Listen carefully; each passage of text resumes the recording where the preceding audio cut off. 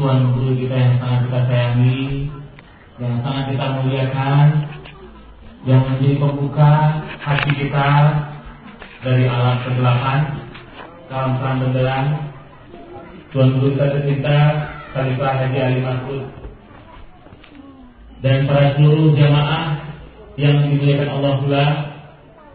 Sebelum penyampaian disampaikan, judul dari materi kita ini adalah peringatan Isra Mi'raj dengan tujuan meningkatkan ilmu dan iman.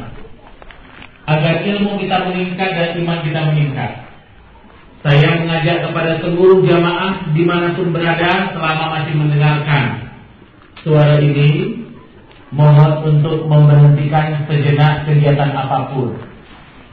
Sekali lagi, para hadirin wal hadirat yang dimuliakan Allah, agar penyampaian ini yang menyampaikan tidak terganggu secara batinnya dan yang disampaikan akan mengalir, maka itu mohon keikhlasannya.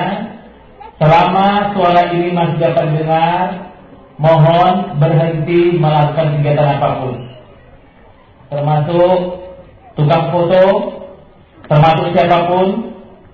Mohon berhenti sejenak. Perintah Allah dalam Al-Quran jelas ketika ayat Allah dibacakan, maka dengarkanlah dan diamlah. Kita akan mendapatkan berkah ilmu, karena jika tidak, kita hanya datang ke sini kemudian kita pulang tidak membawa apa-apa. Marilah kita memulai segala sesuatunya dengan keikhlasan. Marilah kita memulai segala sesuatu dengan harapan. Kita datang jauh-jauh ke sini, kuatkan azam kita, kuatkan harapan kita bahwa kita ingin menjadi lebih baik dari sebelumnya. Saya melihat jamaah ini berbagai macam bentuk, berbagai macam kemauan. Ada jamaah yang hanya sekedar numpang lewat dan sekedar mengambil berkah saja, tapi tidak diteruskan untuk menuntut ilmu. Tapi ada segelintir jamaah yang memang dengan azam yang kuat, niat yang kuat, tidak hanya cukup memperoleh berkah dari Tuan Guru kita, tetapi berkah dikejarnya, ilmu dikejarnya. Berkah dan ilmu bergaul menjadi satu, kemudian menjadi keimanan yang kuat. Hadirin wa hadirat, saya datang jauh-jauh dari Jakarta. Yang mendorong saya untuk datang ke sini berulang-ulang adalah harapan hati saya untuk mendapatkan ilmu dan hikmah yang semakin lama semakin kuat saya peroleh. Hadirin wa hadirat, saya membacakan satu ayat Allah yang selama ini menjadi pedoman kita. Apa yang kita cari sebetulnya dalam hidup ini? Bismillahirrahmanirrahim. Huwallazi anzala as-sakinata fi qulubil mu'minin liyazdadu imanan ma'a imanihim walillahi junudus samawati wal ardh wa kana Allahu 'aliman hakima. Ayat Allah ini jelas menggambarkan kepada kita bahwa Allah menurunkan rasa tenang, Allah menurunkan rasa damai, Allah menurunkan rasa sejahtera di dalam hati orang-orang beriman. Selama ini kita sulit sekali mendapatkan keimanan, sulit sekali mendapatkan ketenangan batin. Saya berkeliling sebagai tugas dari Sabang sampai Merauke. Baru-baru ini saya keluar negeri, saya menemukan puluhan ribu orang sampai hari ini mereka tidak mendapatkan ketenangan batinnya. Mereka tidak mendapatkan kebahagiaan. Padahal ketika dia membicarakan, saya tidak bahagia, saya stres. Padahal pembicaraan itu terjadi di sebuah rumah mewah, rumah yang sering dipakai untuk syuting film. Rumah mewah, mobil mewah, tapi di depan saya menangis. Saya stres, usaha saya berhasil tapi saya tidak tenang. Sampai hari ini anak-anak saya rusak semuanya. Sampai hari ini tidak akur sama istri saya. Rasa-rasanya tidak ada gunanya harta yang saya miliki selama ini. Rasa-rasanya tidak ada gunanya jabatan yang saya miliki selama ini. Saya tidak bahagia. Kemudian dia menangis sejadi-jadinya. Saya ketemu lagi kemarin malam sebelum saya berangkat ke Tanjung Pura ini. Saya ketemu di pesawat. Orang curhat dengan saya. Saya seorang pejabat. Saya punya masalah. Dan sekarang masalah itu semakin lama semakin besar. Saya ketemu dengan pejabat-pejabat Departemen Hukum dan HAM. Mereka eselon-eselon tinggi, punya harta banyak, kedudukan tinggi, tapi juga tidak bahagia hatinya. Maka itu kita harus bersyukur, saudara sekalian, hadirin wal hadirat, para jamaah, para murid tuan guru yang dimuliakan Allah. Kita bersyukur kepada Allah dari sekian banyak manusia. Hanya segelintir yang terpilih oleh Allah untuk digetarkan hatinya, untuk merasakan nikmatnya iman. Semua yang kita hadapi ini adalah proses untuk mengejar keimanan yang semakin mantap, keimanan yang semakin kuat. Kehidupan ini semakin lama mengikis kita. Al-Quran yang menggambarkan bahwa kehidupan ini merontokkan keimanan kita. Al-imanu yazdadu wa yanqus. Rasulullah mengatakan, iman itu naik dan turun. Turun disebabkan karena godaan-godaan kehidupan. Di depan kita ini ada calon bupati. Saya ingin ingatkan kepada calon bupati yang terhormat, Bapak Haji Rudi Hartono Bangun SE. Dari Sabang sampai Merauke saya ketemu dengan calon wali kota, calon bupati, calon gubernur. Karena saya salah satu konsultan untuk pemenangan calon-calon itu. Tapi satu yang saya ingatkan Pak Rudi, jangan pernah tergila-gila dengan kekuasaan. Karena tergila-gila dengan kekuasaan sangat dekat dengan tergila-gila dengan harta benda. Sangat tergila-gila dengan harta benda, sangat dekat dengan kehancuran batinnya. Saya menemukan pejabat-pejabat itu sengsara. Mereka di puncak kekuasaan. Harta benda luar biasa mereka miliki, tetapi tidak bahagia. Padahal yang dikejar oleh setiap manusia yang terakhir di muka bumi ini, ujungnya adalah sakinah, kebahagiaan, kedamaian, ketenangan. Ya ayyatuhan nafsul mutmainnah, irji'i ila rabbiki radiyatan mardiyah, fadkhuli fi ibadi wadkhuli jannati. Wahai jiwa yang tenang, meraih jiwa yang tenang inilah memerlukan ilmu. Ilmu yang kita peroleh itu mendukung kita untuk beriman. Iman yang kuat itulah membuat kita bahagia dan tenang. Bapak calon bupati yang terhormat, kalau memang nanti jabatan yang akan diperoleh, seandainya menang, seandainya kekuasaan itu akan menghancurkan Pak Rudi, mendingan berhenti dari sekarang mencalonkan.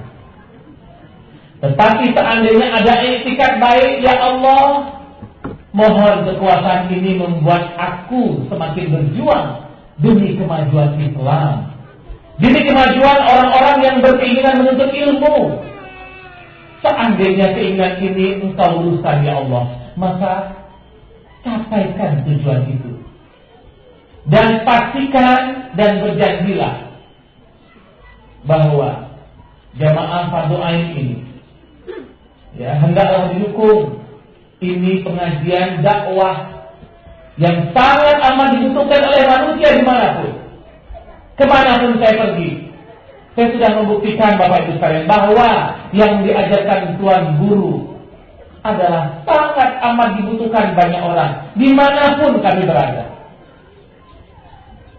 Hadirin wal hadirat, kadang-kadang orang sekolah sudah terlalu tinggi, mendapat gelar profesor, doktor, tetapi gelar tingginya itu tidak sanggup membuatnya tenang. Saya menemukan sahabat-sahabat saya para profesor, ujung-ujungnya seperti orang gila, ujung-ujungnya stres, bahkan akhirnya penghujung hayatnya dia meninggal dalam keadaan tidak bahagia, dia meninggal dalam keadaan tidak tenang. Allahu Akbar, subhanallah.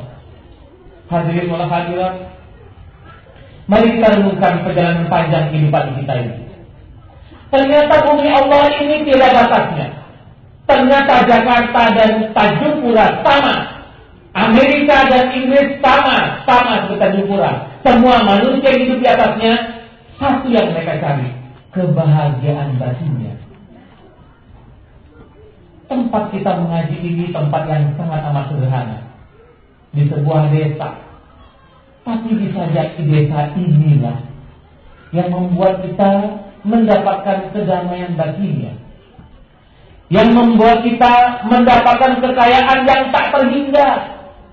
Saya katakan kepada sahabat-sahabat saya, para pengusaha, kalau memang harta benda itu menghancurkan, tinggalkan harta benda itu.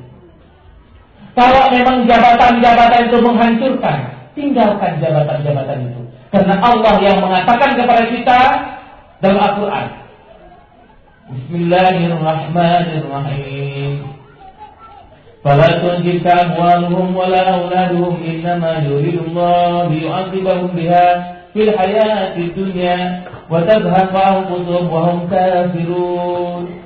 At-Taubah ayat 55. Allah mengatakan kepada kita, janganlah pernah ta'ajub, jangan pernah heran, jangan pernah kaget terhadap orang-orang yang memiliki harta benda yang banyak, kata Allah.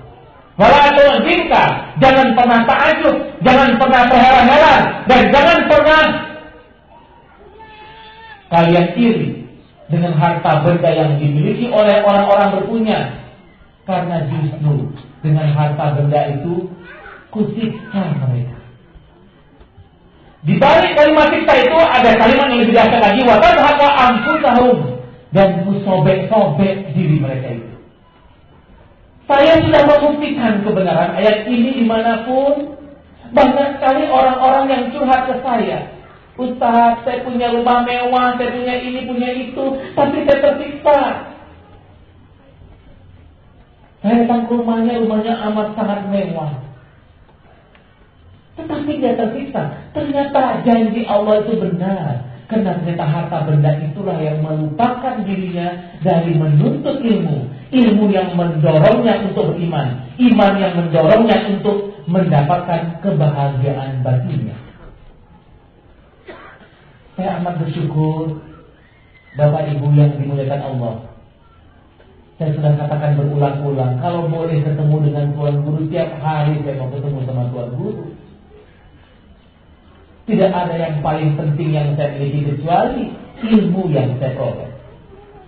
Yang jadi masalah, saya sudah curhatkan kepada Tuan Guru. Ilmu yang saya peroleh ini saya mau tingkatkan menjadi iman, Tuan Guru. Bagaimana caranya? Saya baca buku, saya pergi ke sana kemari, saya lihat Allahu Akbar, apa yang Tuan Guru ajarkan terbukti benar ada. Hadirin wal hadirat, bulan lalu saya berikan materi 3 jam di depan para petinggi-petinggi TNI Angkatan Darat. Mereka dengan titel, dengan pangkat letkol dan kolonel se-Indonesia. Jumlahnya 648 orang. Seluruh komandan pasukan dari Sabang sampai Merauke. Program ini adalah program TNI Angkatan Darat. Programnya Kepala Staf Angkatan Darat. Nah, saya bilang kepada para petinggi-petinggi militer itu bahwa kadang-kadang yang membuat kita tertipu itu adalah pangkat yang sedang bertengger di pundak kita itu. Tapi begitu baju militer kebesaran itu kita lepaskan dan kita bercermin, ternyata kita manusia biasa yang punya banyak kelemahan. Apa yang kita banggakan dengan pangkat yang cuma sebentar saja bertengger di pundak kita? Jenderal sekalipun hanya sebentar bertengger. Kemarin malam sebelum saya berangkat ke sini sampai jam 2 malam, saya berikan ceramah di sebuah rumah seorang pengusaha. Beliau didatangi oleh calon RI 1, calon presiden. Beliau itu Laksamana Slamet Subianto yang baru selesai jabatannya sebagai Kepala Staf Angkatan Darat. Beliau mencalonkan diri sebagai presiden. Hadirin wal hadirat, saya katakan hati-hati, Pak. Kekuasaan itu melenakan. Kekuasaan itu menutup mata hati kita. Apapun yang kita cari dalam hidup ini adalah, mari kita cari yang terpenting. Marilah kita semua hadirin hadirat, kita bertanya kepada diri kita masing-masing, apa yang perlu kita cari sebelum semuanya kita cari. Apa yang pertama harus kita miliki sebelum yang lainnya kita miliki. Itulah ilmu. Ilmu yang mendorong kita untuk beriman. Iman yang mendorong kita untuk menjadi tenang. Tenang yang membuat kita menjadi damai. Damai yang membuat kita jadi bahagia.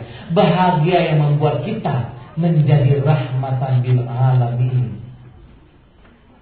Seandainya yang satu ini belum kita temukan, jangan habiskan umur dan tenaga kita untuk hal-hal yang lain. Kalau memang adalah waktu, ada kesempatan, jangan sia-siakan. Setiap ada kesempatan menuntut ilmu, datang menuntut ilmu. Karena ilmu tidak dijamin oleh Allah, dia harus dituntut. Karena perintah Rasul, menuntut ilmu itu wajib, dia harus dituntut. Hadirin wal hadirat, seminggu yang lalu saya menghadiri pemakaman saudara kita, Dr. Insinyur Imaduddin Abdullahim. Beliau adalah kelahiran Tanjung Pura. Pemakamannya di Taman Makam Pahlawan Kalibata. Dalam usia 77 tahun. Saya sangat dekat dengan beliau. Beliau sangat dekat dengan Pak Habibie. Sambil menangis beliau mengingatkan ketika ayahnya dulu melepaskan beliau berangkat ke Bandung untuk kuliah di ITB. Ayahnya berpesan kepadanya, "Nak, ayah tidak membawa kamu apa-apa, tidak membekalkan kamu apa-apa. Hanya ingat pesan ayahnya, jangan kau habiskan umurmu, tenagamu, pikiranmu untuk mengejar-ngejar yang sudah dijamin oleh Allah. Itulah rezeki. Jangan kau habiskan umurmu, tenagamu, pikiranmu untuk mengejar-ngejar sesuatu yang Allah sudah jamin. Itulah rezeki. Tapi habiskanlah umurmu, tenagamu, pikiranmu untuk mengejar-ngejar yang Allah tidak pernah menjamin. Itulah ilmu dan hidayah. Karena dia harus dituntut. Itu sebabnya Rasulullah mengajarkan kepada kita, thalabul ilmi fardhatun 'ala kulli muslimin wa muslimatin. Dan menuntut ilmu itulah wajib. Jadi kita harus menuntut. Dan menuntut itu perlu perjuangan. Seandainya keinginan saya berangkat ke Tanjung Pura ini, berangkat ke Kampung Darat ini, digoda oleh bisnis, Ridwan, batalkan saja berangkat ke Tuan Guru. Karena kok ada bisnis di Jakarta, kan lumayan. Sayang kan, sekian puluh juta. Ngapain berangkat ke Tuan Guru? Nah, seandainya bisikan-bisikan dunia ini mampu mengalahkan saya, maka hari ini saya kehilangan kesempatan mendengarkan tausiah guru kita. Alhamdulillah saya menang. Saya menang mengalahkan bisikan setan itu. Saya berangkat ke sini. Ada satu harapan, ya Allah, sempurnakan ilmu hamba ini, ya Allah. Karena ilmu yang tidak berubah jadi iman tidak ada gunanya. Hanya sekedar tahu, tapi tidak berbuah jadi iman. Nah, kita bisa saja, saudara sekalian, para jamaah yang terhormat, ilmu kita luas. Tapi kalau ilmu tidak berubah jadi iman, maka itu tidak ada gunanya. Dia tidak bisa menenangkan batin kita. Itu yang saya kejar. Saya belajar kesana kemari belajar. Tuan Guru ngajarkan saya Rabbitah, Tuan Guru ngajarkan saya ilmu laduni. Saya peroleh alhamdulillah. Tapi kalau ilmu tidak berbuah iman, maka tidak akan pernah menenangkan batin saya. Itu yang membuat saya terdorong untuk berangkat ke sini menuntut ilmu. Hadirin wal hadirat, ilmu memang harus tuntut. Kemudian kita sempurnakan menjadi iman. Saya berulang-ulang tanyakan itu kepada Tuan Guru. Tuan Guru, kadang-kadang saya masih tidak tenang, Tuan Guru. Oh, karena ilmu belum sempurna berbuah jadi iman. Allahu Akbar. Ya Allah, sempurnakan imanku kalau begitu. Ilmu yang kuperoleh harus berbuah jadi iman. sesuai dengan judul pertemuan silaturahim kita hari ini, untuk menyempurnakan ilmu dan iman kepada Allah. Hadirin wal hadirat yang semua kita miliki tidak ada manfaat dan gunanya kalau itu tidak berbuah iman. Keluarga yang kita miliki tidak ada gunanya kalau dia tidak berbuah iman. Seluruh pekerjaan yang kita geluti selama ini dan menghasilkan uang, semuanya hanya jadi sampah. Semua yang kita kejar, jabatan yang kita kejar, ujung-ujungnya sampah. Dan akhirnya sampah masyarakat. Banyak pejabat-pejabat negara, mulai hari ini banyak yang jadi sampah masyarakat. Sudah tidak ada martabat, sudah tidak harkat martabat lagi, sudah tidak dipandang oleh manusia lagi. Karena mereka menjatuhkan diri mereka menjadi binatang, bahkan lebih rendah dari itu. Kita menuntut ilmu, kita cium tangan Tuan Guru kita, minta berkah ilmu. Kita sempurnakan dengan azam yang kuat, dengan kemauan yang kuat. Tuan Guru, mohon berikan kami ilmu yang sempurna. Sempurnakan ilmu, sempurnakan iman Tuan Guru, supaya kita lebih tenang. Hadirin wal hadirat, kita punya keluarga besar di rumah kita masing-masing. Menuntut ilmu itu adalah bagian penting yang kita utamakan. Dan kalau bisa, kita bermohon jangan diakhirkan dulu hayat kita ini secara syariat sebelum kita puas betul menjadikan ilmu yang kita peroleh ini berbuah menjadi iman. Hadirin wal hadirat, kita bersyukur satu demi satu misteri hidup semua sudah makin terbuka.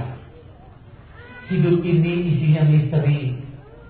Kita dapat istri pun, bagi bapak-bapak, dapat istri nggak pernah kita minta dari kecil. Istri kita yang itu tahu-tahu kenal waktu besar, kita menikah dengan istri itu. Yang istri nggak pernah minta sejak kecil, suami istri itu sudah besar yang itu. Tahu-tahu kita ketemu waktu dewasa dan kita menikah. Itu misteri. Tahu-tahu kita minta anak laki-laki yang keluar perempuan, kita minta perempuan yang keluar laki-laki. Itu juga misteri. Kita setengah mati bekerja, yang kita harapkan sebulan sekian juta, akhirnya dapat cuma sekian ratus ribu. Itu juga misteri. Terlalu banyak misteri yang terjadi di muka bumi ini. Tapi dengan ilmu hakikat yang kita pelajari ini, tidak ada lagi yang namanya misteri. Karena semua selembar demi selembar sudah mulai terkuat.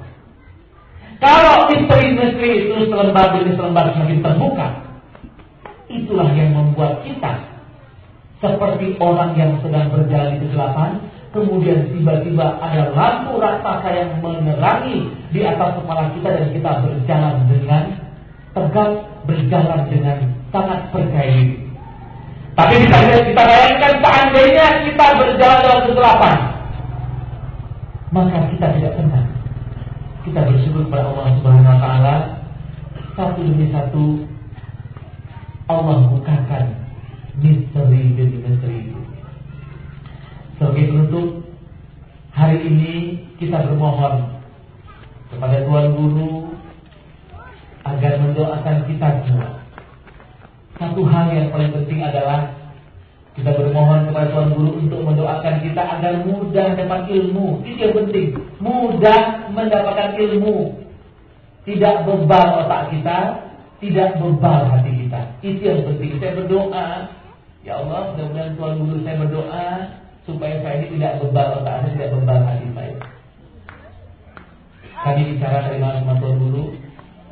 Rasulullah SAW pernah bersabda, "Shallu kama ra'aitumuni usolli."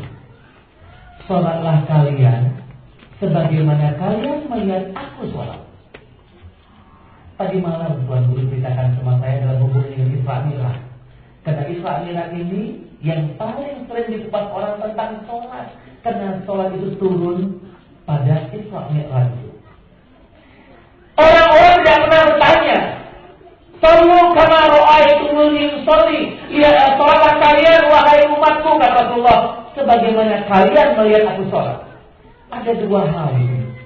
Yang selama ini orang hanya melihat cara gerak Rasulullah sholat yang 13 rukun itu.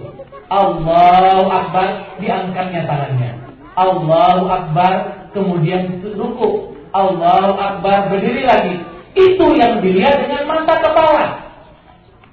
Tapi kenapa kita tidak pernah nanya, ya Rasulullah, aku sudah lihat cara kamu sholat ya Rasul. Tunggat-tunggit, itu kulihat dengan mata kepalaku. Nah sekarang bagaimana yang aku tidak bisa lihat dengan mata kepalaku? Bagaimana engkau sholat wahai Rasul yang tidak bisa kulihat dengan mata kepalaku ya Rasul? Itu yang perlu kita pelajari dalam acara Isra Mi'raj ini. Orang-orang yang cuma belajar syariat, ajarkan anaknya, yang penting kau sholat nak. Dan sholat sudah jelas dituntun Rasulullah. Caranya begini, caranya begitu, dan ujungnya salam. Assalamualaikum, assalamualaikum. Akhirnya anak-anak itu pun ikutlah dia sholat seperti yang diajarkan guru-gurunya. Tapi mereka kehilangan kesempatan. Bagaimana melihat batinnya Rasulullah yang sholat itu? Itu yang perlu kita kejar sampai ke negeri Tanjung Pura ini, sampai ke desa ini. Itu yang perlu kita kejar. Kalau belajar bagaimana cara sholat di seluruh dunia sudah diajarkan. Tunggat-tunggit itu, angkat tangannya kemudian di perut. Itu kita lihat bagaimana Rasulullah sholat dengan mata kepala melihatnya. Tapi siapa yang pernah nanya, ya Rasulullah, engkau sholat cara batin itu seperti apa? Secara fisik sudah melihat. Para sahabat melihat Rasulullah sholat. Sahabat mengabarkan kepada para sahabat berikutnya, tabi'in terus menunjukkan, Rasulullah sholatnya begini, begitu. Iya, itu sholat yang bisa dilihat dengan mata kepala. Tapi sholat Rasulullah yang tidak bisa dilihat dengan mata kepala itu bagaimana? Nah itulah yang perlu kita sempurnakan, berulang-ulang, hafal, kaji karena diulang. Maka itu jangan pernah bosan, tuntutlah ilmu dari boyan sampai kelemahan. Karena ilmu tidak gratis, dia harus dituntut. Tetapi ingat, tadi malam pun kami sudah diskusi sama Tuan Guru, semakin kuat perjuangan kita Tuan Guru karena tantangannya semakin berat. Umat Islam semakin terpecah-pecah dahsyat sekali sekarang ini. Di Jakarta sudah terbentuk kelompok majelis Rasulullah, majelis selawat nariyah dan segala macam. Tapi setiap mereka pergi kemana-mana, pakai motor, pakai mobil, bawa bendera, kalau ada yang ganggu langsung diserang. Apa ya betul majelis Rasulullah seperti itu? Apa sekejam itu Rasulullah mengajarkan kepada umatnya? Itulah yang menjadi tantangan kita. Mudah-mudahan walaupun segelintir, Tuan Guru bilang, yang segelintir itu berisi. Karena yang segelintir ini benar. Lebih baik segelintir tapi benar daripada banyak tapi salah. Mudah-mudahan kita termasuk yang segelintir tapi benar itu, dan kita memang betul-betul benar. Kita harus syukuri ini, kita bersyukur pada Allah, kita doakan guru kita, Tuan Guru kita ini sehat walafiat. Kita doakan semua guru kita ini sehat walafiat.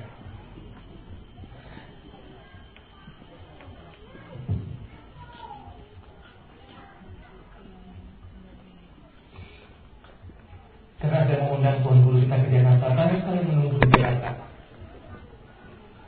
Orang-orang berilmu tinggi tidaknya, tetapi hatinya rontok, batinnya rontok. Saya ingin mengajak Tuan Guru ke Jakarta seminggu, 2 minggu. Mereka kering batinnya, hatinya kering. Sudah pergi jauh kemanapun, ke seluruh dunia mereka sudah pergi. Perlu saya kabarkan kepada hadirin, adiknya Pak Habibie, adik kandung Pak Habibie. Setelah saya berikan materi selama 3 jam di kantor Menko Perekonomian, ketika itu Pak Budiono belum diangkat sebagai Gubernur BI. Seluruh petinggi-petinggi Departemen Menko Perekonomian ikut materi saya selama 3 jam. Setelah materi selesai, saya didekati mereka. Yang paling mendekatkan saya itu adalah adiknya Pak Habibie. Pak Ridwan minta waktu 5 menit saja, tolong ke ruangan saya sebentar, saya mau curhat. Sampai saya di ruangannya, Pak Ridwan, saya sama kayak abang saya Habibi, saya lulusan Jerman, doktor dari Jerman Pak Ridwan. Saya sudah kuliah kemana-mana, sudah belajar ke seluruh dunia, tapi satu yang saya belum peroleh, ilmu tentang batin Pak Ridwan, tolong saya. Itu adik kandung Pak Habibie, Pak Ridwan. Polres saya ini bisa tanda tangan minimal 800 miliar karena saya pejabat. Tapi alhamdulillah sampai hari ini selamat Pak. Polres ini tidak membuat saya korupsi seperak pun. Pak Ridwan, setiap hari saya pergi kerja, naik kereta api, turun di stasiun kereta api, dari stasiun kereta api ke kantor menteri naik ojek. Tiba-tiba difoto oleh wartawan, adik Pak Habibie berangkat kerja naik ojek. Dipanggil oleh Pak Menteri, Pak Budiono, Menteri Perekonomian, Menko Perekonomian, sekarang menjadi Gubernur BI Bank Indonesia. Pak Arifin Habibie, ini betul foto Pak Arifin Habibie, betul Pak? Bapak malu punya staf seperti saya? Tidak. Saya bangga punya pejabat eselon 1 seperti Anda. Saya akan gunting foto ini, saya akan bawa kemana-mana. Nah, orangnya tawadu, sudah pejabat tinggi, dia takut kali kalau tidak bahagia waktu matinya nanti. Hadirin hadirat, dia sudah sekolah ke Jerman, ke Amerika, kemarin saya telepon lagi di London. Dia takut kali korupsi, dia takut dengan harta benda, dia takut dengan kekuasaan. Dia bilang, Pak Ridwan, saya pengen mengaji Pak Ridwan. Kemanapun saya pergi, saya sudah dapatkan ilmu macam-macam, tapi yang belum saya peroleh adalah ilmu tentang batin Pak Ridwan, tolong. Nah ini pejabat negara, hadirin hadirat, mereka nuntut kapan dapat kesempatan belajar ilmu batin. Nah kita yang sudah depan mata, Tuhan guru kita dekat rumah kita, hanya melangkah di Pakuan dan melangkah di Pakuan Susu, melangkah dari Medan, hanya dekat, nggak mau berjuang. Allahu Akbar. Memang kebangetan kita kadang-kadang. Orang-orang sudah keliling dunia, dia cari, kok belum tenang batinku, kok belum bahagia batinku belum bahagia. Mereka cari ke sana kemari. Kita yang sudah dekat masih mau menjauh, yang sudah jauh pengen mendekat. Betapa durhakanya kita dengan ilmu, hadirin, sempurnakan ilmu jadi iman. Karena iman yang membuat kita bahagia. Itu yang membuat saya hadir di sini. Aku mohon kepada Allah untuk terus dihadirkan. Ya Allah, berikan kesehatan lahir dan batin bagi kita semuanya, agar kita bisa terus mengaji dan mengkaji. Itu saja. Sekali lagi, sebagai anggota jamaah Masjid Taklim Fardhu Ain, mengajak kepada semua jamaah, marilah kita bahu-membahu, saling ingat-ingatkan tawasau bil haq wa tawasau bis sabr. Mudah-mudahan kita terus mendapatkan ilmu dan hikmah yang tiada terhingga. Karena kita pun juga harus menyelamatkan keluarga besar kita masing-masing. Qu anfusakum wa ahlikum nar. Setelah rasanya damai di hati, damaikan pula keluarga besar kita itu. Sebarkan kepada tetangga-tetangga kita. Mohon maaf lahir batin, pada Tuan Guru, mohon izin Tuan Guru, mohon maaf, mohon doa. Wabillahi taufiq wal hidayah. Wassalamualaikum warahmatullahi wabarakatuh.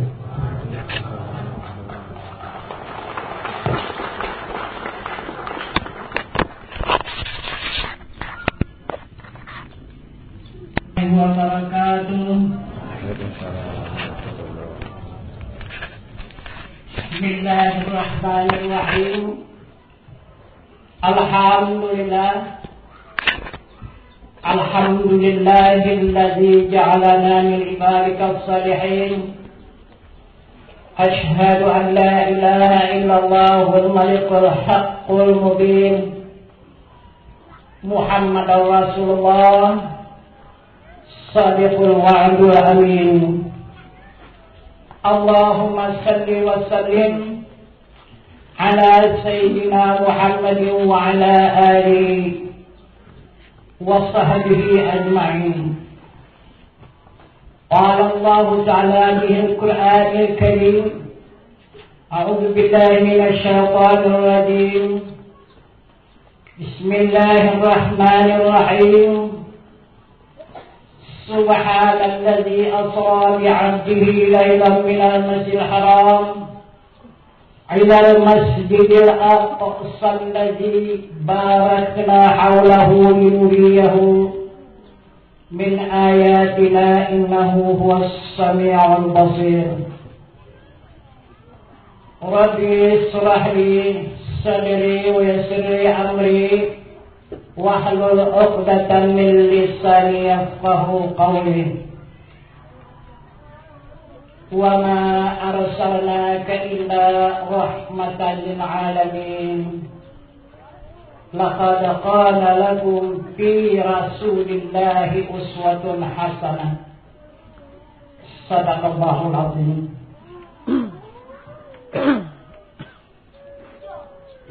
Pertama-tama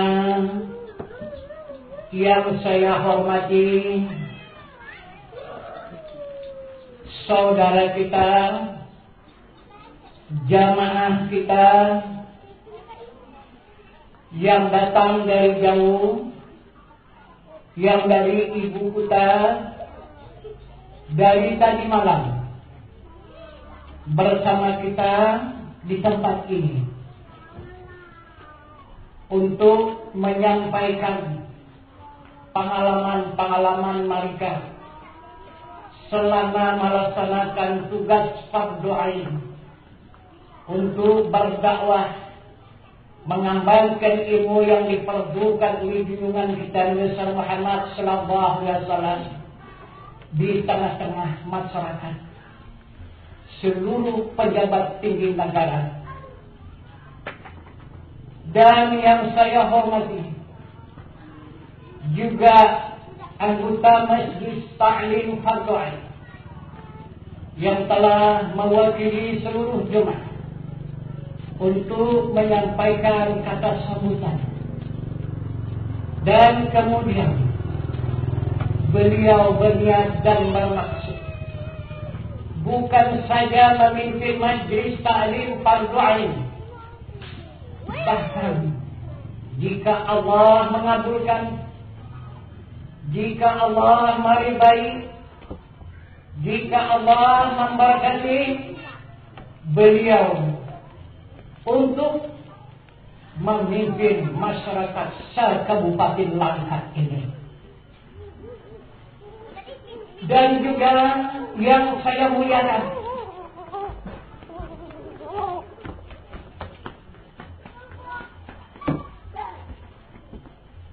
saudara saya,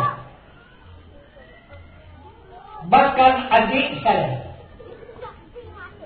juga yang hadir di tengah-tengah majelis kita ini,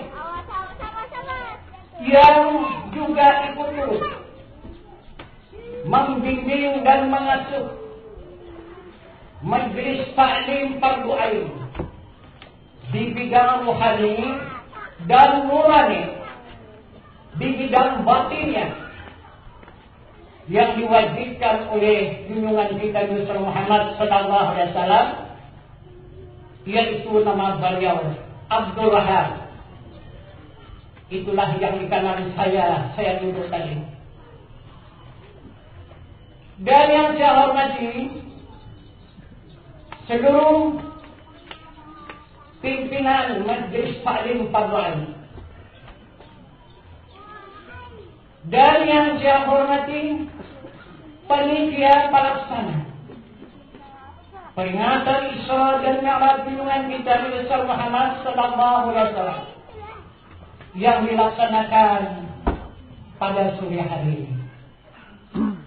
Dan lagi yang saya hormati seluruh perwakilan Majlis Ta'lim Fardhu Ain yang berhadir di tempat majlis yang berbahagia ini,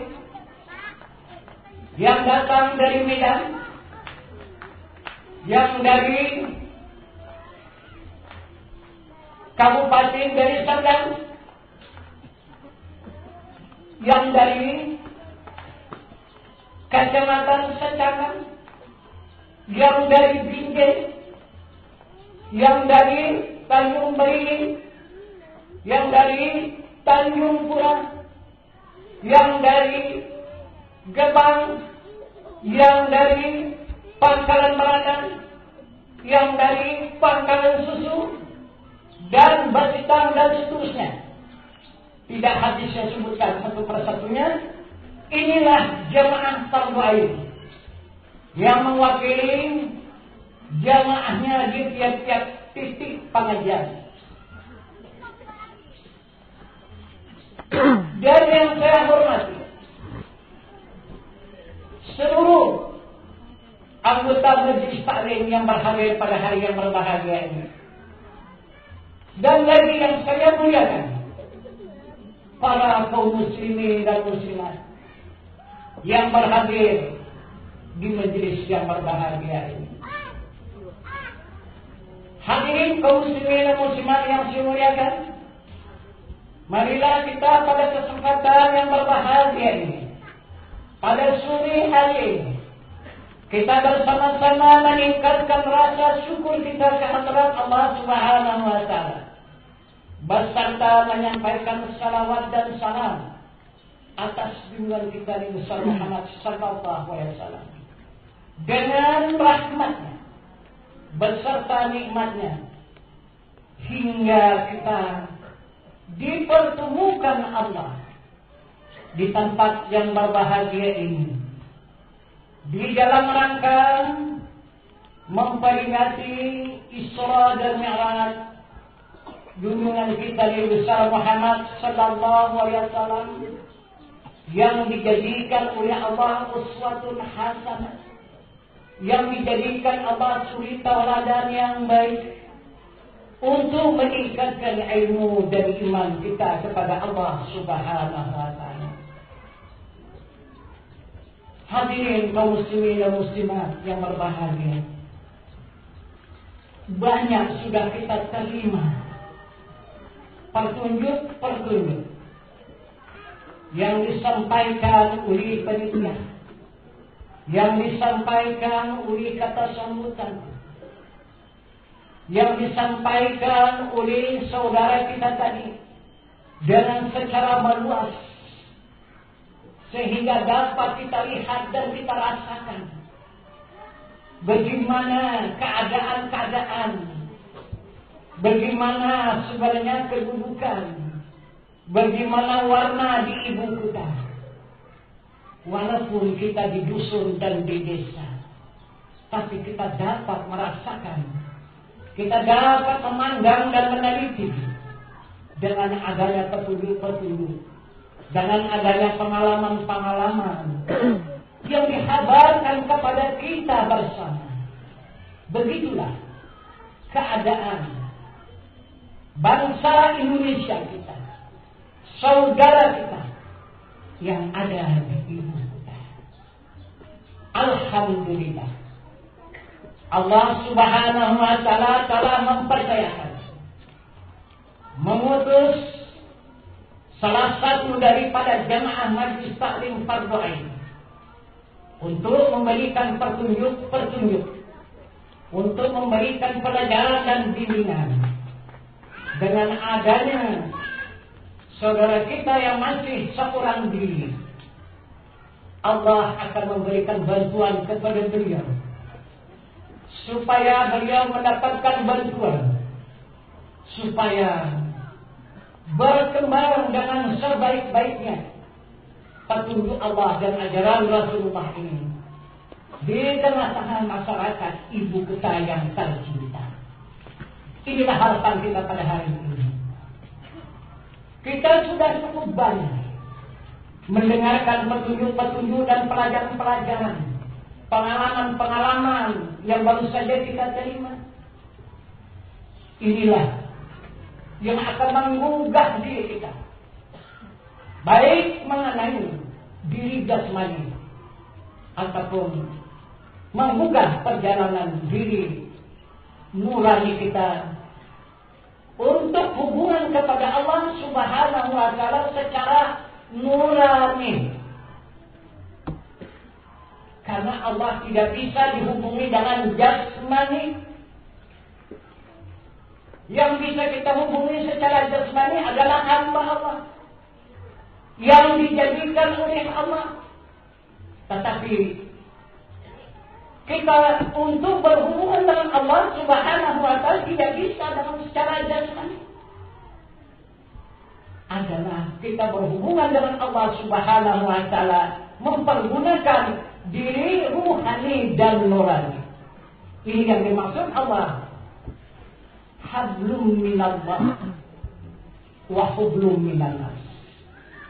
Eratkan hubungan kepada Allah dan hubungan kepada sesama manusia. Kita tidak terlepas hubungan kedua hubungan ini. Apabila kita meninggalkan hubungan manusia, kita habis, tak ada cerita lagi di muka bumi ini. Apabila kita meninggalkan hubungan kepada Allah, juga demikian. Akan hilang kita dari muka bumi ini. Jadi dengan adanya kita nyata di muka bumi ini, mendapatkan kekuatan, kesehatan, dan kebanggaan dan kemuliaan dengan adanya Allah Subhanahu wa ta'ala.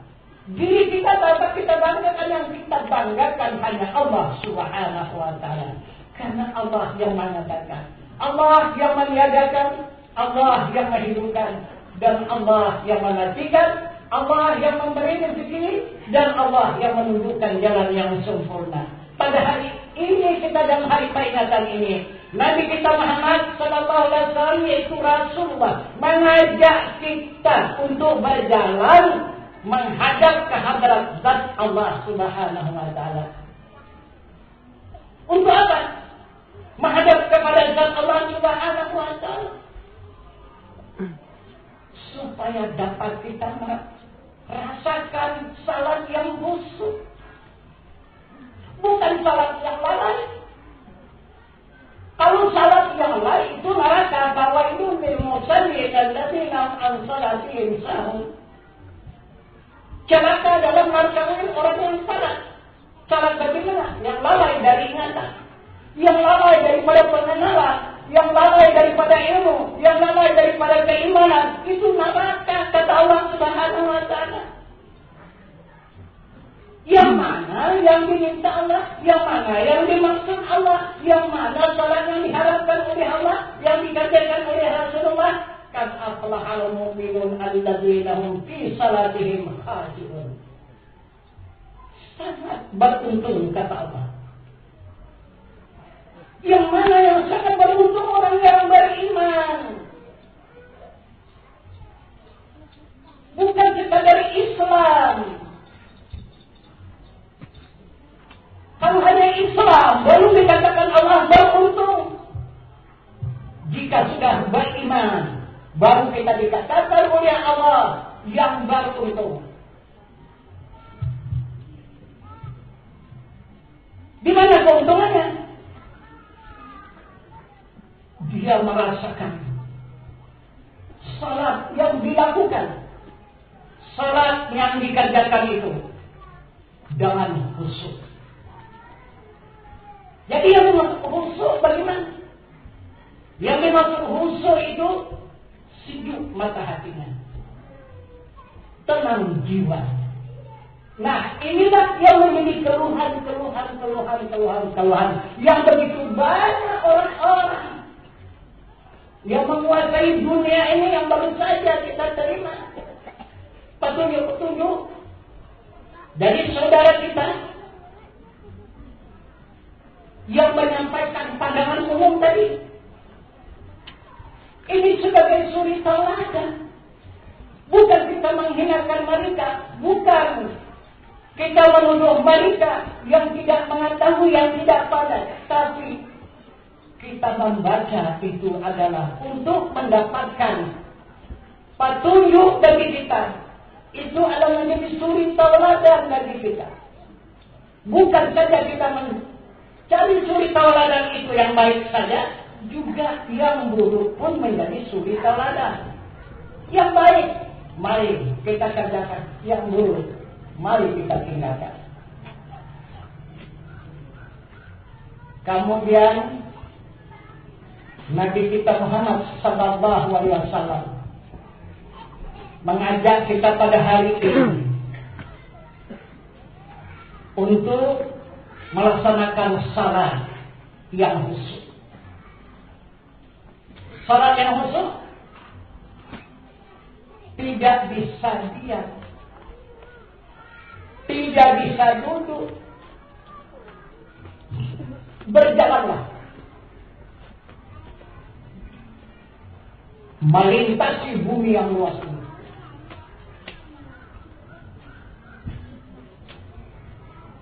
Berangkatlah, meninggalkan bumi yang luas ini, menjumpakan langit. Berjalanlah di langit sampai ke perbatasan. Perbatasan langit adalah Sidratul Muntaha. Jika sudah sampai di Sidratul Muntaha dan ada pandangan siapa, maka kita akan menyeberangi lautan nur yang sangat dalam, yang sangat luas.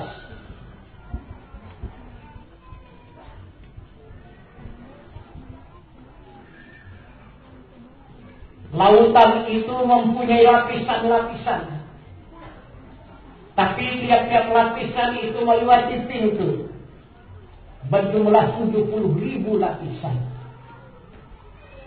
Jika sudah ini kita seberangi,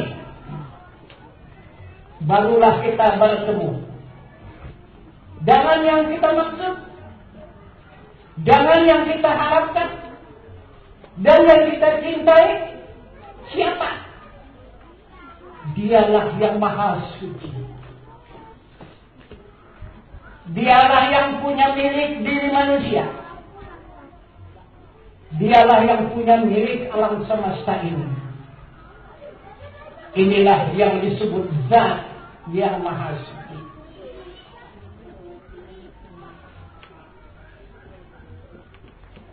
Kesana kita dibawa, kesana kita dipimpin, dan kesana kita dipertunjuki oleh junjungan kita Nabi besar Muhammad sallallahu alaihi wasallam. Yang menjadi ikutan kita Muhammad sallallahu alaihi wasallam ini siapa? Siapa dia? Apakah manusia seperti kita ini? Apakah di atas daripada manusia yang seperti kita ini? Kita lihat petunjuk Allah Subhanahu wa taala.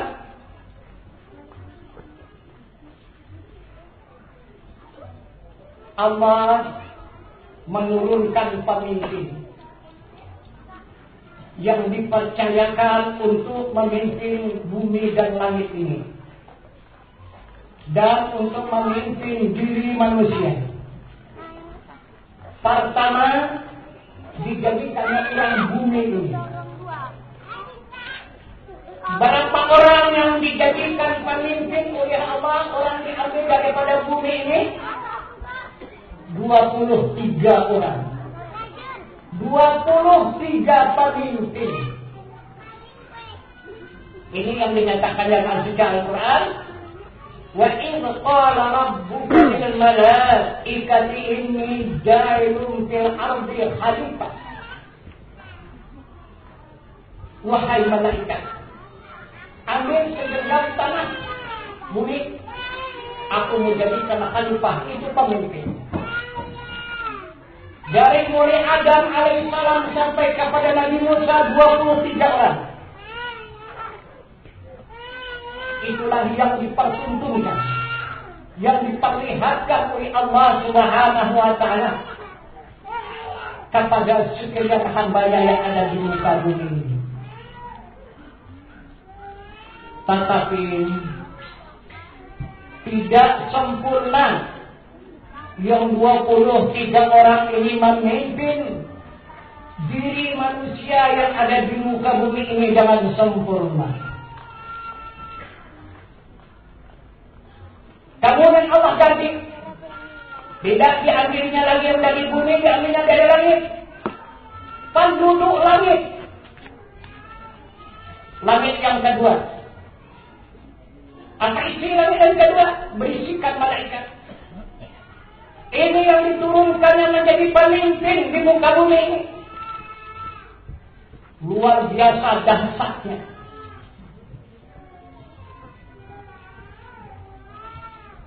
Orang yang sakit dengan segera sembuh kalau dijumpainya, kalau dikunjunginya. Kalau orang yang sudah mati tidak lebih daripada 3 hari, maka hidup kembali. Siapa dia? Itulah Nabi Isa alaihi salam, Rasul yang ke-24. Juga tidak mampu juga menyempurnakan agama Allah di muka bumi ini untuk ditaati dan diamalkan oleh hamba Allah yang ada di muka bumi ini. Maka Allah ambil lagi, diutusnya lagi turun ke muka bumi ini untuk memimpin hamba-hambanya yang ada di muka bumi ini, untuk menyempurnakan agama Allah, supaya dapat menceritakan Allah itu dengan benar, supaya dapat memperkenalkan siapa diri Allah itu yang sebenarnya. Siapa? Itulah orang kandungan semesta alam. Bukan lagi orang bumi, bukan lagi orang langit, bahkan orang kandungan semesta alam. Siapa? Maka Nabi Isa alaihissalam menyebutkan kepada sahabat dan umat adalah yang dinamakannya Ahmad. Ini yang diutus oleh Allah Subhanahu wa taala turun ke muka bumi ini, adalah kandungan semesta alam yang bernama Ahmad, sampainya di muka bumi. Maka menamakan dirinya Muhammad sallallahu alaihi wasallam. Nah, hadirin kaum muslimin yang berbahagia, siapa yang kita peringati pada hari ini? Siapa yang mengajak kita pada hari ini untuk menjumpai zat Allah Subhanahu wa taala supaya dapat melaksanakan salat dengan khusyuk? Siapa yang mendapat melakukan salat secara khusyuk? Itulah yang aman dan terang dan sejahtera untuk kembali kepada Allah Subhanahu wa taala. Ini yang mendapatkan dakhalal jannah, yang mendapatkan surga untuk menghapuskan nafas yang terakhir meninggalkan dunia ini. Ini yang dijanjikan oleh Allah Subhanahu wa taala.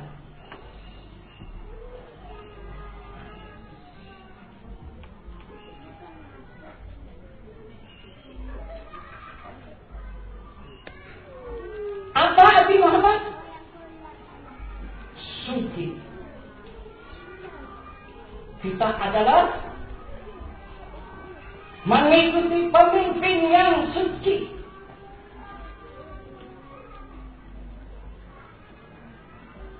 Untuk menghadap kepada Zat yang Maha Suci. Untuk menghadap diri Allah yang Maha Suci adalah jangan mengikuti contoh tauladan pemimpin yang suci, supaya menjadi suci pula diri kita karena mengikut pemimpin yang suci, baru diterima oleh yang Maha Suci. Kemana kita dibawa ada? Berjalan Isra dari Mekah sampai ke Baitul Maqdis. Kemudian ajarnya kita ke langit, menjuali langit 7 lapis langit. Sesudah kita dibawanya ke langit menjalani 7 lapis langit, dibawa pula menjalani alam nur 70.000 lapis. Kemudian baru menghadap kepada Zat Allah Subhanahu wa taala. Ini kemana kita dibawanya? Inilah jalan pulang.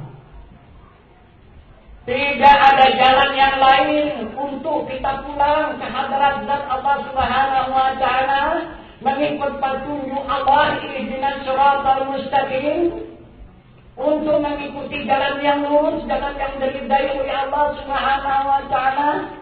Inilah satu-satunya jalan.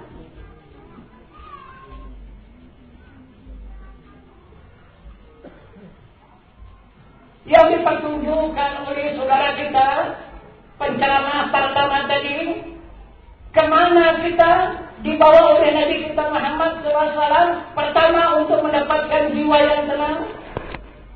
Jika sudah mendapatkan jiwa yang tenang, barulah kita dicintai oleh Zat yang Maha Suci. Irji'i ila rabbiki radiyatan mardiyah. Jika sudah dicintai oleh Zat yang Maha Suci, baru kita wadkhuli jannati, baru masuk kita langsung ke dalam surga. Jadi apabila kita tidak dapat menerima kecintaan, tidak dapat penerimaan dari Zat yang Maha Suci, dari mana mendapatkan surga? Jadi surga itu adalah yang awalnya mendapat penerimaan dari Zat Allah yang Maha Suci.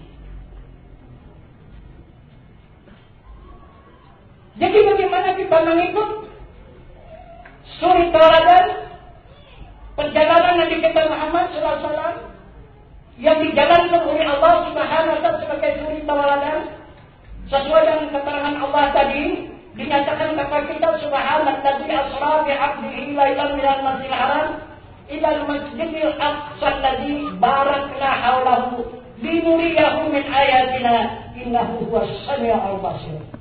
Subhanalladzi asra bi 'abdihi lailan minal masjidil haram ila al-masjidil aqsa. Maha suci Allah memperjalakan hambanya dari Masjidil Haram ke Masjidil Aqsa. Aqsa ini adalah Zat yang Maha Suci. Ini perjalanan yang sangat puncak. Ini Aqsa. Pada ibadah haji, Aqsa ini adalah wukuf di Arafah. Itu Aqsa.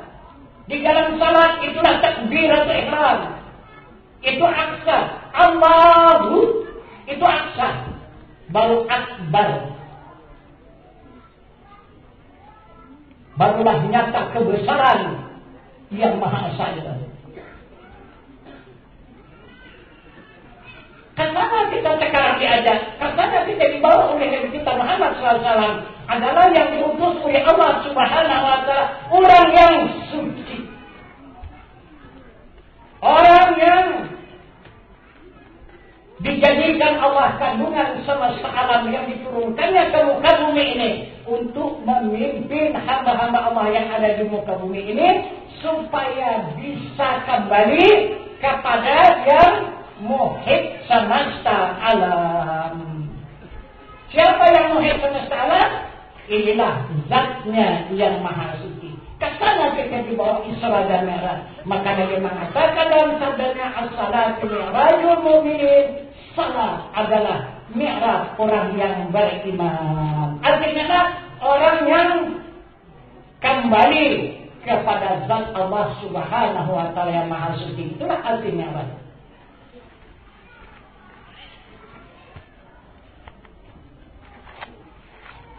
Jadi bagaimana kita mengikuti petunjuk Allah Subhanahu wa taala kepada kita hamba?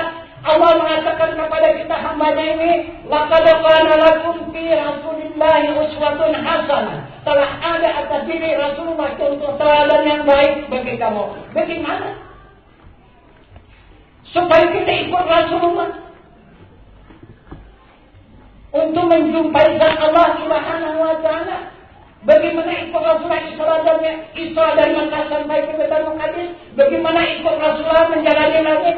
Bagaimana mengikut Rasulullah untuk menjadi alam nur? Bagaimana mengikut Rasulullah untuk menghadap kepada Zat Allah Subhanahu wa taala yang Maha Suci? Maka saudara kita tadi tidak sedikit memperingatkan kepada kita semua. Talibul ilmi Tidak ada peringatan beliau tadi, hanya talibul ilmi, tuntut ilmu. Sesuai dengan dakwah Rasulullah. Juga Rasulullah tidak sunyi mengingatkan kepada umatnya, tuntut ilmu, talibul ilmi fardhatun ala kulli muslimin wal muslimat. Bermula menuntut ilmu fardu ain atas muslim laki-laki dan muslim perempuan yang akhir tadi. Itu kata Rasulullah. Ilmu apa yang wajib dituntut? Ilmu jasmani, ilmu rohani, dan ilmu nurani. Karena diri kita ini tiga, jasmani, rohani, dan nurani, semuanya pakai ilmu. Kalau tidak pakai ilmu, diri kita ini akan celaka. Jika pakai ilmu, diri kita akan selamat. Sesuai dengan petunjuk Allah, ya ayyuhalladzina amanu khulul mis-silmi kaffah. Wahai orang yang beriman, masukkan diri kamu ke dalam Islam secara menyeluruh.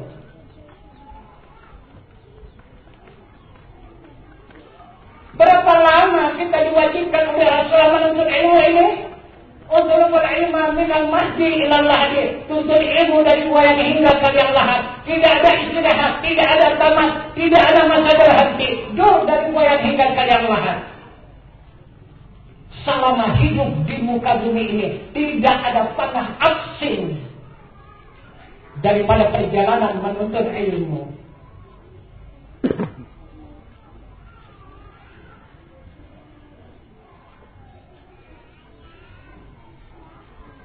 Saudara kita begitu jauh di tengah-tengah dari kota ibu kota Jakarta kemari untuk mendapatkan ilmu. Kenapa maka beliau tempuh sampai kemari begitu jauh? Apakah tidak ada di sana ilmu yang seperti ini? Banyak ilmu. Tapi mungkin tidak ada keserasian. Karena ini berdasarkan keserasian.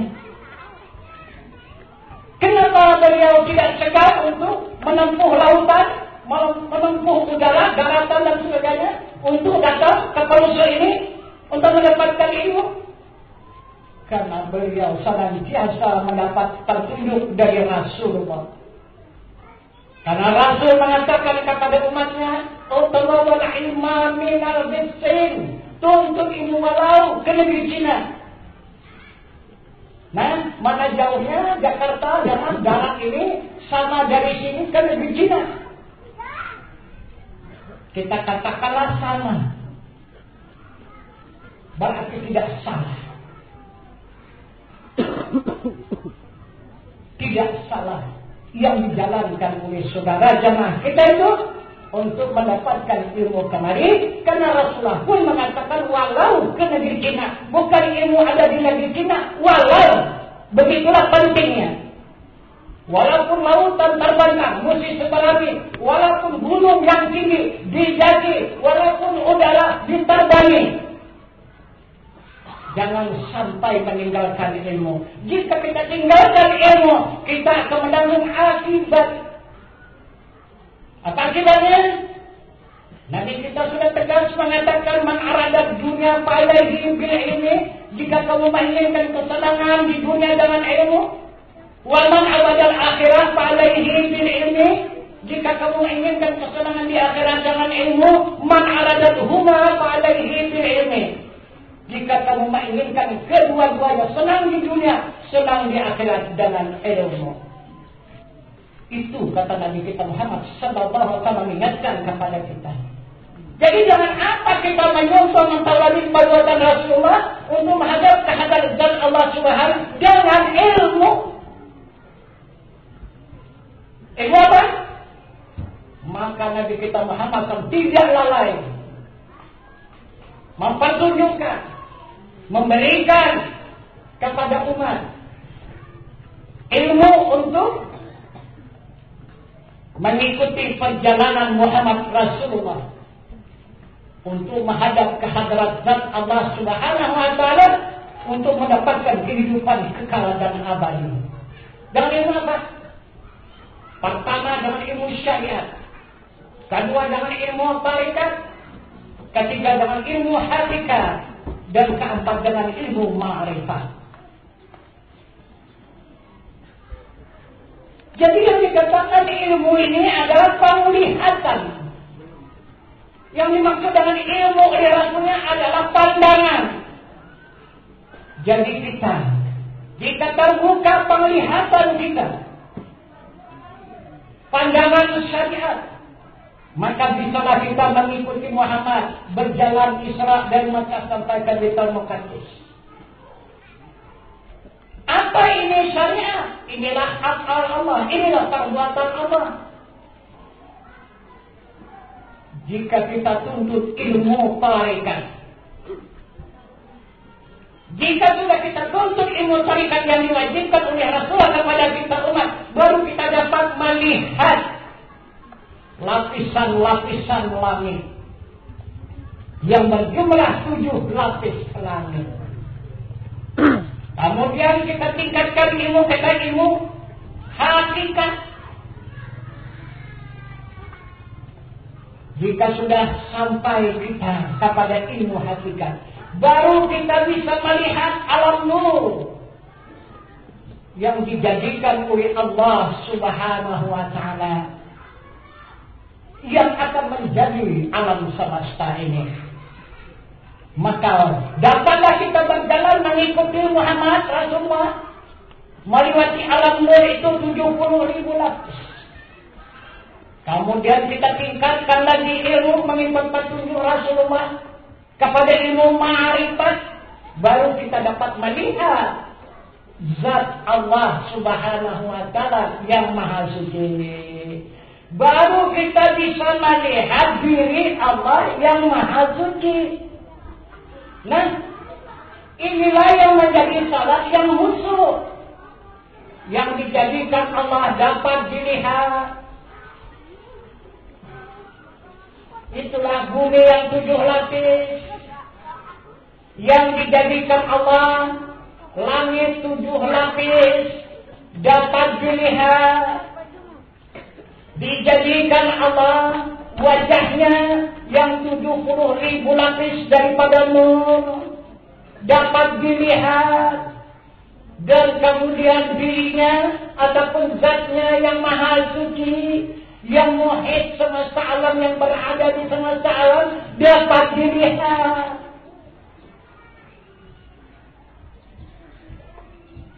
Kemudian barulah dihadap.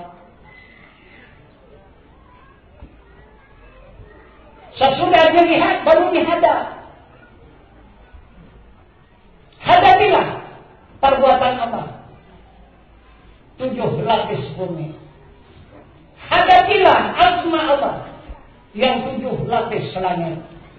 Hadapilah wajah Allah yang melainkan istri Sehun yang 70.000 lapis. Dan hadaplah zat Allah yang maha suci. Apa namanya? Inilah ilmu sudah menjadi iman. Ilmu baru dapat melihat, tapi belum dapat menghadap.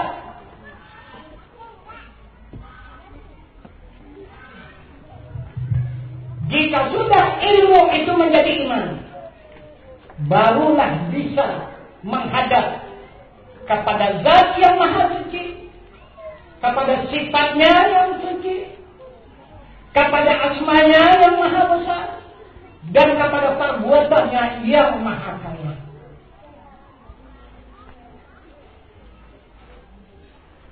Baru dijadikan iman. Apa itu iman? Apa itu iman? Iman itu pengenalan. Akhirnya pengenalan, itulah yang menjadi cinta. Barulah mendapat jaminan dari Allah Subhanahu wa Ta'ala. Mana dimana Allah ya ayyuhalladzina amanu qu anfusakum wa ahlikum nara. Wahai orang yang beriman, selamatkan diri kamu dan ahli keluarga kamu daripada api neraka. Maka dijamin oleh Allah Subhanahu wa taala terhindar daripada azab neraka jika sudah kita berilmu ditingkatkan menjadi iman. Bukan saja diri kita yang selamat, bahkan ahli keluarga kita juga ikut selamat. Itu jaminan Allah Subhanahu wa taala. Nah, kesadaran kita sekarang dibawa oleh Nabi kita Muhammad SAW di dalam peringatan Isra dan Mi'raj ini untuk menyentuh mentauladani seperti yang dikatakan Allah kepada kita uswatun hasanah, menjadi contoh tauladan yang baik bagi diri kita. Inilah peringatan Isra dan Mi'raj ini.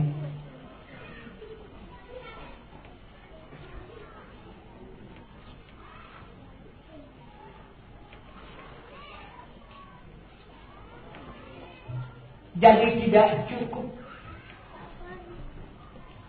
kita hanya sekadar ilmu, iman ini yang menjadi jaminan. Jadi kalau bahasa kita iman itu cinta. Coba kita misalnya bertemu kepada seseorang antara laki-laki dengan perempuan. Sekali, dua kali bertemu, itu baru tahu.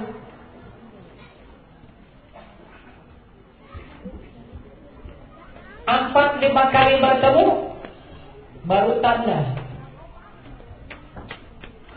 Bahasa ini syiar. Sering-sering bertemu, baru berkenalan, baru kenal. Karena seringnya bertemu, maka bertambah kuat pengalaman. Jika sudah pengalaman ini sampai tingkat ini, maka akhirnya tidak dapat lagi melupakan. Senantiasa ingat kemana saja berhadap, ke timur, ke barat, utara, ke selatan, tetap ingat. Siang dan malam tetap ingat. Dalam berkata tetap ingat. Dalam bekerja tetap ingat. Apa namanya ini? Kalau sudah senantiasa ingat, tidak lupa lagi kepada yang dikenali itu yang dikatakan iman. Itulah cinta. Itulah yang dikatakan cinta. Cinta itu yang dimaksud oleh Allah, iman. Itulah dia maksud daripada iman. Itu maka apa saja yang kita kerjakan, baik dalam ibadah salat, tidak ada ingatan kita, hanya kepada zatnya dan sifatnya, kepada wajahnya yang laisa kamitslihi syai'un, kata pandangan, dan kepada zatnya yang maha suci, itu hadap. Itu yang dimaksudnya kullu syai'in khaliqun ila wajhah, sesuatu itu rusak lagi binasa kecuali wajahnya dan zatnya tidak rusak dan tidak binasa. Kesanalah ingatan itu. Itu maka semua ibadah khusyuk. Dikerjakan salat menjadi khusyuk. Karena tidak ada ingatan, hanya semata-mata kepada zat dan wajahnya yang suci. Kalau dilaksanakan dalam cara puasa, nikmat.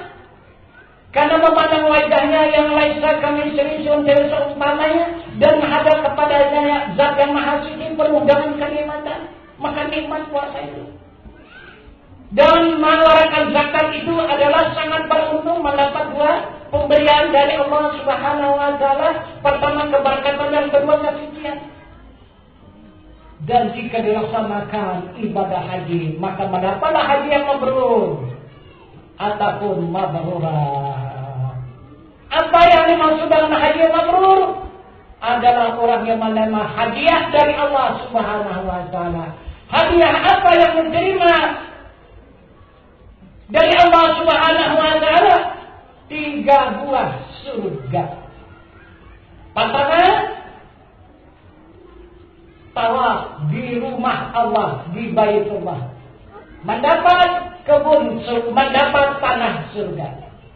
Kemudian wukuf di padang Arafah, mendapat istana surga.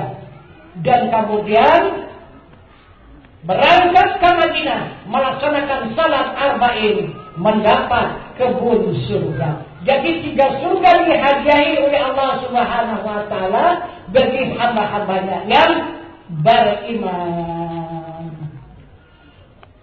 Jadi kemanapun hamba yang beriman itu adalah surga, adalah kesenangan batinnya, dan mendapatkan kesenangan zahirnya. Karena batin dan zahir itu tidak bisa bercerai. Rasul mengatakan zahir itu syariat, batin itu hakikat. Wa syari'atu bila hakikati asilatu wal hakikati bila syari'ati batilah. Nah, jadi inilah Nabi kita Muhammad sallallahu alaihi wasallam mengajak kita, membawa kita kepada jalan yang lurus, jalan yang diridai oleh Allah Subhanahu wa taala, dan jalan yang diridai oleh Allah Subhanahu wa taala, jalan yang disenangi, jalan yang disukai, jalan yang dicintai oleh Allah Subhanahu wa taala. Nah, kenapa? Maka sesudah kita tuntut ilmu itu khusyuk, kita melakukan salat. Karena yang dimaksud khusyuk itu adalah di dalam salat itu Allah itu nyata. Yang mana yang nyata? Zatnya itu nyata, sifatnya itu nyata, asmanya itu nyata, dan afalnya itu nyata. Jadi tidak ada lagi yang diragukan, tidak ada lagi yang dihayalkan, semuanya nyata. Artinya nyata apa? Iman. Nyata itu iman, yang disebut dengan hakul yakin, itu adalah nyata. Itu jadi nyata Allah Subhanahu wa taala. Jadi Allah mengingatkan kepada sekalian hambanya dalam hadis kudusi, dia menyatakan, ma zahartu fi syai'in ka zaharatil insani. Tiada dua nyataku pada suatu seperti nyataku pada diri manusia. Jadi Allah mengatakan, zat Allah mengatakan dan memberikan petunjuk kepada sekalian hambanya, aku maha nyata pada diri manusia. Karena manusia itu tidak ada, kata Allah, yang ada itu adalah diriku. Mazahatu fi syai'in ka zaharatil insani. Tapi kenapa maka kita tak bisa melihat Tuhan? Kenapa maka kita tak bisa menghadap Tuhan? Kenapa maka kita tidak bisa mengenal Tuhan? Kenapa maka kita tidak bisa mengetahui Tuhan? Karena Dialah yang maha nyata. Itu.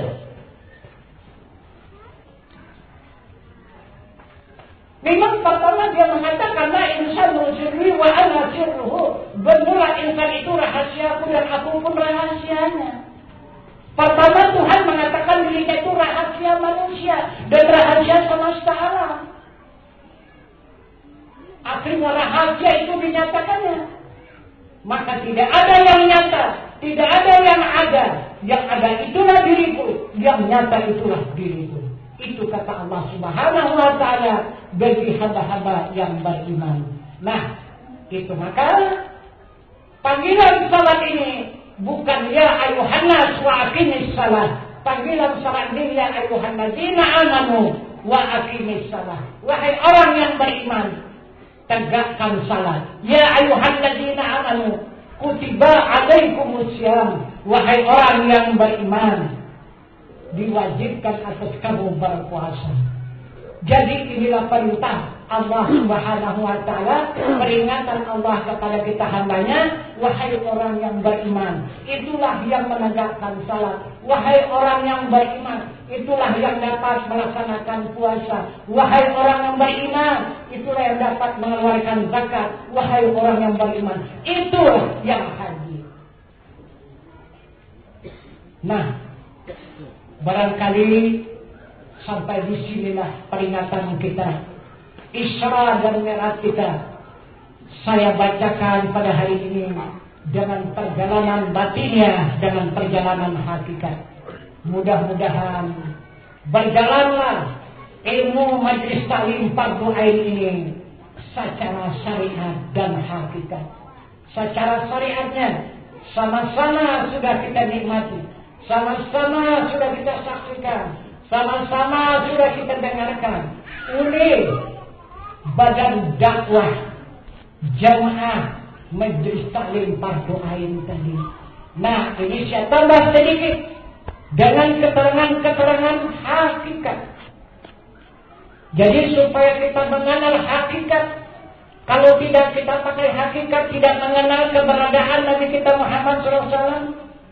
Siapa Muhammad SAW itu? Jadi kalaulah kita berkeyakinan, kita memandang Nabi kita Muhammad SAW manusia seperti kita ini, sekarang dia sudah mati, sudah meninggal dunia. Kalaulah Muhammad itu mati, sesudah dia meninggal dunia, semuanya kita ini mati. Tidak ada lagi kita yang hidup. Karena itu contoh tauladan. Semuanya kita mati. Kalau Muhammad itu mati, berarti matilah kita ini semua. Tapi kita tidak. Kita tidak mengatakan mati. Kita tidak ikut kabar dari manusia. Kita tidak mengikut kabar mutawatir yang tidak bertanggung jawab.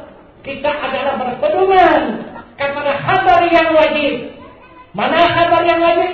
Itulah Al-Quran Al-Karim, yang dari kalam Allah, yang dicakapkan oleh Rasulullah kepada kita. Di mana beradanya Nabi kita Muhammad SAW, yang kita peringati pada Isra dan Mi'raj pada hari ini, yang menjadi contoh tauladan kepada kita untuk jalan kembali kepada Allah Subhanahu wa Ta'ala. Tidak ada jalan yang kembali yang benar, yang mustaqim, yang milik dari Allah. Inilah menjadi Isra dan Mi'raj Nabi kita Muhammad sallallahu alaihi wasallam. Di mana dia berada Muhammad SAW? Kenapa kabar ini kita mengatakan tidak mati? Al-Quran mengatakan tidak mati. Yang mana dikatakan yang tidak mati? Huwal awalu, huwal akhiru, huwal zahiru, huwal batinu. Muhammad itu dia ada awal, Muhammad itu dia akhir, Muhammad itu ada zahir, Muhammad itu ada batin. Itu kata Al-Quran. Zahirnya itu mana? Muhammad nurani, batinnya apa? Akhirnya ruhani, zahirnya insani, batinnya rabbani. Mana dia nurani? Nyawa bagi diri manusia. Inilah awalnya Muhammad. Akhirnya Muhammad menjadi hati manusia. Mana zahirnya Muhammad insani, tubuh manusia. Mana batinnya Muhammad Rabbani, menjadi rahasia pada diri manusia. Cobalah pandang, cobalah lihat. Batin Muhammad itu adalah rahasia sekalian manusia. Awal Muhammad itu nyawa seluruh manusia. Akhir Muhammad hati manusia. Dan zahir Muhammad adalah badan manusia. Coba lihat. Kalau melihat Muhammad, lihat sekarang di mana dia berada. Di mana berada Muhammad itu? Lihatlah itu. Keterangan Al-Quran. Maka Allah selalu mengingatkan kepada kita. Apa kata Allah? Fi anfusikum afala tubsirun. Yang ada pada diri kamu itu kenapa tidak kamu lihat? tidak kamu lihat. Yang ada pada diri kamu itu siapa? Rupanya diri kamu yang sebenarnya. Badanmu itu siapa? Hatimu itu siapa? Nyawamu itu siapa? Yang hidup pada dirimu itu siapa? Itu kata Allah Subhanahu wa Ta'ala. Barangkali sampai di sini peringatan Isra dan Mi'raj yang dapat disampaikan secara hakikat. Maka marilah sama-sama kita bermohon kepada Allah Subhanahu wa Ta'ala. Yang sangat penting kita yang berhadir pada hari ini untuk bermohon kepada Allah, memanjatkan doa kehadirat Allah Subhanahu wa Ta'ala sesuai dengan petunjuk Allah, uji mustajib lakum, minta untuk bersungguh-sungguh niscaya aku beri, kata Allah Subhanahu wa Ta'ala. Kita yang berhadir pada hari ini bukan lagi puluh, ini ratusan kita hamba Allah yang berhadir di majelis ini. Maka Nabi kita Muhammad SAW mengatakan, jika umat itu berkumpul 41 orang, jika dia bermohon kepada Allah Subhanahu wa Ta'ala, permohonan mereka yang 41 orang serupa dengan permohonan wali Allah 1 orang, itu akan dikabulkan oleh Allah Subhanahu wa Ta'ala. Tetapi saudara kita, jamaah kita majelis taklim fardu ain tadi telah menyampaikan permohonannya kepada kita. Mohon saya doakan, tolong saya bantu, saya akan bermaksud menjadi pemimpin masyarakat se-Kabupaten Langkat ini. Jika Allah mengabulkan, jika Allah menghendaki, jika Allah mengamanahkan kekuasaannya terhadap kepada saudara kita, maka marilah sama-sama kita mendoakan. Semoga Allah Subhanahu wa Ta'ala akan menerima doa kita serta memperkenankannya dan mengabulkannya. Maka tercapailah cita-cita saudara kita majelis taklim fardu ain yang mewakili majelis anggota keseluruhannya yang menyampaikan kata sambutan tadi.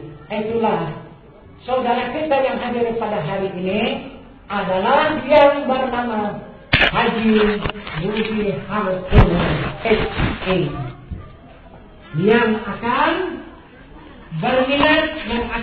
berminat untuk pertama memimpin majelis taklim fardu ain ini